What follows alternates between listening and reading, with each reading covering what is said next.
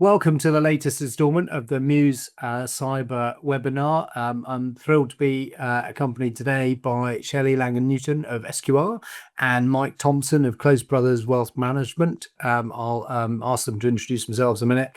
But we're here to talk about your suppliers and how you're only as secure as your suppliers in our ever more integrated and digital economy. Shelley, would you mind going first and introducing yourself? Thank you very much. It's a pleasure to be here. I'm from SQR, so we're an intelligent identity infrastructure layer where we help people prove that they are who they say they are. So really interesting. We have obviously got a huge wealth of supplier and third-party risk management. Supplier management is a huge, I suppose, burden, am I going to say burden, on our team in terms of making sure we get everything right and appropriately managed. So yeah, delighted to be able to speak about that today. Thank you. And Mike, over to you. So I'm an information security officer at Close Brothers. I look after a team that engages with the business units to ensure that what they're producing in terms of programs and projects is in line with all of our policies, procedures, regulations, etc. And as part of that, we do look at the process of onboarding third-party suppliers, and I'm involved in that. So hopefully I can speak from that background, as well as being in other organizations, big and small, and seeing what works and what doesn't work. To dive straight in, we've seen even in the last few months supply chain attacks where your supplier is compromised in the digital domain rather than your own business, but it affects you in a fairly significant way.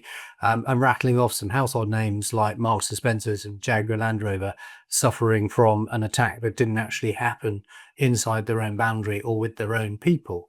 These are notable ones, but they're just the ones that make the press, and this is happening ever more at the moment.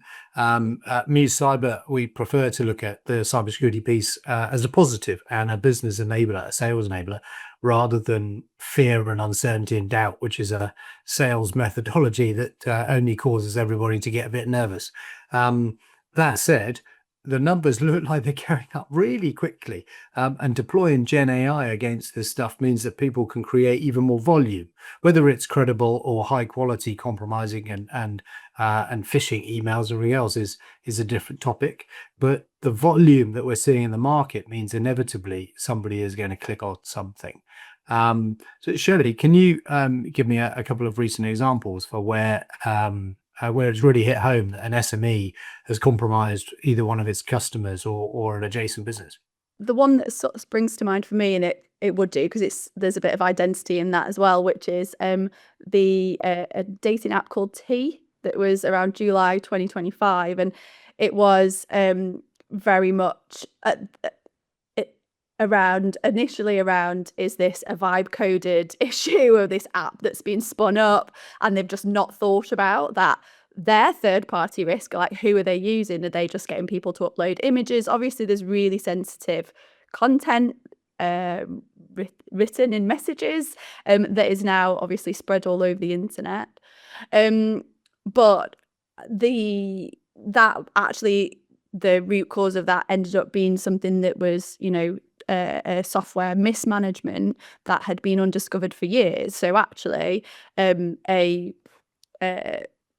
just misconfiguration of a system. And actually, so it wasn't necessarily that someone had maliciously gone in and changed something, but actually it was just done wrong. And so if you don't have the right staff, if you don't have the right competency levels, like that can be a real risk. So being able to if you can't hire the right staff, being able to have a place to go to be able to say, can you come and check this? Can you review this this part of my system that allows me to obviously anything to do with identity is hugely impactful to a person. So to lose anything like that is massive, not only to your business and your business risk, but also to the people involved.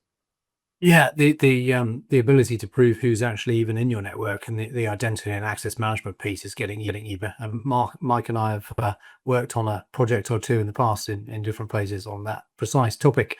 it feels to me like the procurement teams are asking ever harder questions of small vendors, and actually even small vendors getting sucked into what a number of banks call extended enterprise. So they look at not just third parties, but any party in that chain. So an independent contractor working for somebody who works for their third party is still in a position to compromise that bank's information, then they're of interest to the bank's vendor assurance team.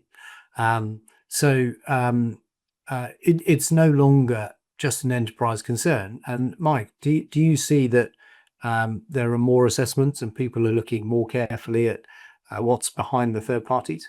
Yeah, and what we're seeing is sort of risk and regulation led, really. So, you've mentioned that major companies have been sort of burned by these third-party attacks, and as a result, companies and mainly their boards and their auditors are asking tougher questions around supply chain oversight. Right. We've got the new Operational Resilience Act here, right? So it was just DORA in the EU and for people that marketed there, but now our own Resilience Act is being fielded in the UK. Does that affect the banking industry directly, FS? Absolutely, yeah. And other things like revisions to ISO, and for us, if we're looking at sort of smaller organizations, they have to almost present with like an enterprise level security as a benchmark, whereas before, you'd take it on board that they were developing and they had to show us this in the future. Right.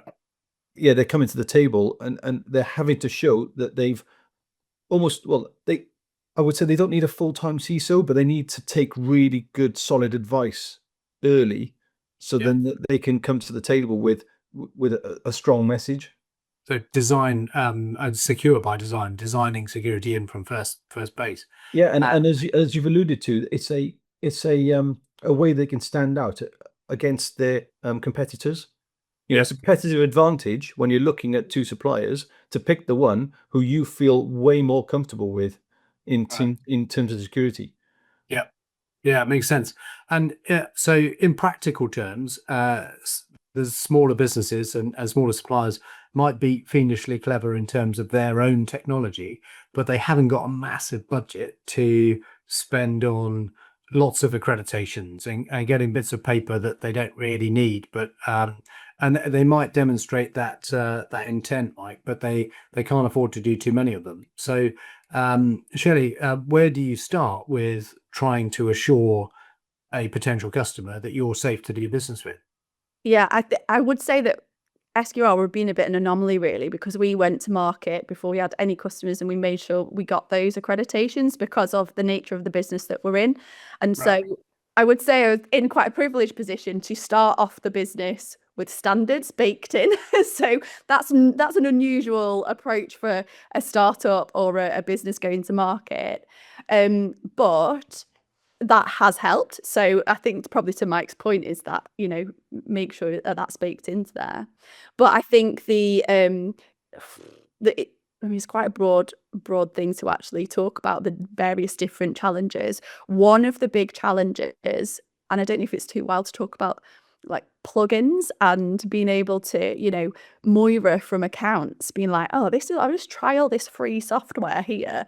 Let's put all of our information, that then not going through any sort of supplier due diligence process, because Moira from accounts thinks that actually it's okay because it's free and we haven't paid for it. So the education within the business to be like, yes, we want to run quickly and yes, we want to be efficient and use the right tools for our business, but actually those tools, every single tool that we use, every plugin that we use, everything that could have commercially confidential information, obviously customer information. Yeah, you'd hope that people might think, but people, some tooling is so accessible and easy to sign up for that people, the barrier was low. Extensions in a browser, as you say, the plugin thing, and you don't actually know what information it's scraping after you click the yes button.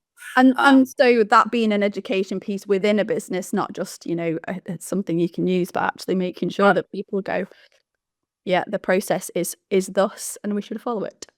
Yeah. So Mike, if you were if you're asking key questions and you'd founded a business, or you were scaling a business, which I think is probably more where the fractional CISO and cybersecurity team comes in. The challenges that are back to what Shelley just described around plugins would require you to be running some sort of corporate IT function. And that doesn't have to be massive. You could outsource it to an MSP, right? But you still need to have some sort of layer of identity protection and control over shadow IT and what can connect to company services or not. So what should you ask? How should you go about asking it? Is there a formulaic or process way of lightweight way of a founder doing that? Well, yeah, you could break it down into 3 areas. Founders asking their suppliers, really. You could look at access, you can look at controls and assurance. And what I mean by that is, so with access, what data or systems are you actually going to touch? And for me, as say a buyer, a customer, this to me would be my 4th party, 5th party risk. So I'm going to need to see that.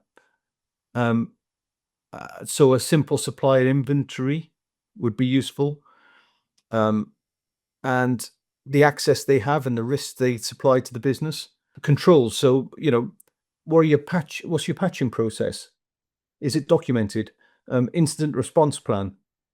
Something that Business continuity. So if your office burns down, where do you go? And I remember when we founded C2RIS back in the day, our business continuity plan was to go to a pub on Islington High Street because it had great Wi-Fi and we could watch the building on fire from across the road. And that was good. We got ISO 27001 with that. And I was quite pleased. I think one of the challenges is keeping all that data, making sure it stays relevant and not overcooking it, as in not asking for too much from smaller businesses. But one of the ways that you scale as a smaller business is you use third parties. So you might outsource marketing or accounting or similar. And so these are people that have access to lots of your information and plans and your go-to-market strategies and IP and so on. Outsourced dev houses are a good sign. If you're a startup scale-up, how do you even test an outsourced dev house if you don't have those skills inside? And also, as if you're looking at bringing on a supplier, we're looking at now really short contactual times to notify on breach. Right. So how quickly you're going to notify us, and what have you got in place to allow that notification to flow through really quickly? Yeah. Because we're being hammered to notify really quickly, and we expect there being no lag time from our suppliers. Oh, interesting. Okay. So inside the ICO's sort of 72 hours also burns their own time to notice the problem and pass it up to you. Shelley, half the battle is not getting buried in forms and constantly emailing around spreadsheets, which we've all seen, and everyone's lost the latest copy or updated the wrong one and got frustrated with it. So how do you make this process more efficient and actually asynchronous as well, right? So global teams, or if you've just hired somebody in Europe, they're a couple of hours ahead of you. How do you get all of that data into one place in a useful way? Yeah, I mean, being able to use a tool to be able to pull all that together is absolutely invaluable. So I mean, we triage our suppliers, so we'll look at what's infrastructure critical, and then obviously we can deep dive that. We've got a small team, so we have to use some sort of methodology of actually being able to know where do we spend our time the most wisely. Automate as much as possible, right? Yeah. Yeah. And one of the things that we find really difficult is because of how we deal with not only suppliers but also prospects coming into our environment. That means that we exponentially have our teams doing due diligence not only on supply chain but also on prospects coming in and potential customers, should we actually be giving those organizations that personal data that our end users are sharing with us. So the time that takes to be able to have to do to do that manually is overwhelming. So being able to get that all in one place, get updates, and the time saving is huge. And I guess one of the things that you can do with that is give an access to a potential customer. So, Mike, when you're buying things from smaller businesses to use in your bank, if they've got some sort of capacity to share their certificates and accreditations and methodologies and things, the bits that are shareable, that presumably speeds up and gives a bit of reassurance to procurement, right? Yeah, well, if you look at it, rather than the attacker attacking us, they'd rather hit, a supplier, because if they hit the supplier, there's a potential that they've got a magic carpet into several hundred different companies. So Yeah. your risk of being compromised is multiplied, and my risk as a customer, as a buyer, is now your risk. So I'm absorbing your risk. So if I can see, a single pane of glass that shows me that you are managing, you know who your suppliers are, you know what their risks are, you have mitigations in place for some of those risks, and they're constantly assessed. Right. That is massive foot in the door when you come to try and sell us what your baby is that you've created. And I think it's a part of the legally risk. it's required now, isn't it? So under ISO 27K, the new edition 2022 requires continuous monitoring. So continuous monitoring of your supply chain as well as your own domain is where all this operational resilience comes from. I guess not every office in London has a convenient pub with good Wi-Fi they can all decant to.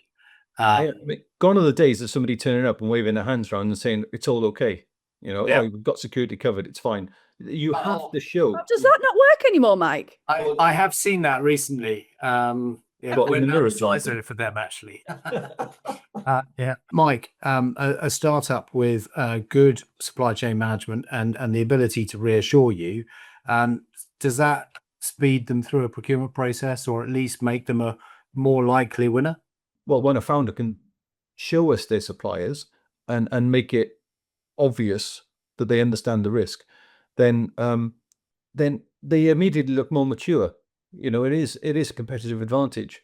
It reassures me that if there's a downstream incident, it's not going to impact us because you've seen it coming. You know what's going to happen, and the procurement cycle is quicker. You're not going to fail due diligence checks early on. Right. And it shortens the sales cycle, and it gives you a better path to yes. Right. Yeah, that's a good shout. And often the person that owns the risk that we are endeavoring to minimize or mitigate is the chief financial officer. So I find I'm often talking to either a CFO or a COO about how to show a return on investment from security. Is that something that you see as well, Shelley? I mean, I suppose my hard line on it is realistically that, we compromised or we're out of business. So it's all over and we all go home. And actually, I think we'd all prefer if we didn't do that. So Yes. I like maybe that's slightly catastrophic, but actually that is the potential that especially for a business, maybe you're not a huge big multinational that can absorb a little bit of Reputational damage. yeah, because you're too big to fail. Whereas, Right. for what's the percentage, especially in the UK, of SME businesses, you're talking in your early 90% that actually for most businesses out there, it is a catastrophe. You go home. So, Yeah. so I like that's always my party line on anything around that. And yeah. No, I think that's a good chat. And to both, Mike, we'll start with you. What expectations do you have that in 2026 they're going to change the game? So we're going to ask harder questions in procurement. They're going to have to bake in the operational and business resilience legislation. So that's coming to every small business near us. And the scaling ones that's now starting there at 150, 200 to 1,000 people that are selling into the larger institutions. It's table stakes, right?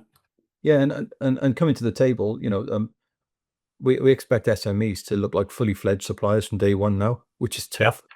Right. How'd you do that? lightweight security is no longer acceptable. They have to have somebody advising them who knows what they're talking about, who can tell the story and document it. There needs to be sort of security controls that could be demonstrated. Like no jazz hands, no singing songs. Just show us on paper, show us your system, show us what you've got. Independent insurance is great. So an annual pen test externally carried out, and maybe if there's a major service release, then pen test that. And obviously don't share the full pen test report, but a summary shared is open and honest is great. And if they find something and they fix it within 2 weeks, that's even better, right? It shows that they've noticed and then they fixed it. There are always vulnerabilities if people find stuff. So and then sort of independent assurance. I know it's tough to get accreditation, and it's a long journey. It's not expected to have, but a roadmap towards it and showing that you're achieving that roadmap would be massively helpful. So compliance, but not accreditation, certification is probably acceptable, unless you're pitching into the public sector, where Cyber Essentials and Cyber Essentials Plus is the minimum. You can't actually win a contract without those now. So and then oversight, like going back to what we've been saying before, oversight of your suppliers, you can actually show. Right. Massively reduces the risk. Breach notification, as we've said, needs to be sharp. And then there's zero tolerance now for this black box SaaS solution. If you're holding our personal data, then we expect clarity on where it's stored, the regions it's stored in, and what happens if you suddenly just drop off the map? Where's our data go? Right. Yeah, that's an interesting one. Because some particularly accelerated venture-funded businesses do go pop and disappear off the map. So it's an interesting one. Shelley, your view? My view is around, there is just so much to juggle. So having incredible advisory on hand that you can call up and know that you're going to get really good, decent advice is just invaluable. So especially as a small business. So yeah, that's.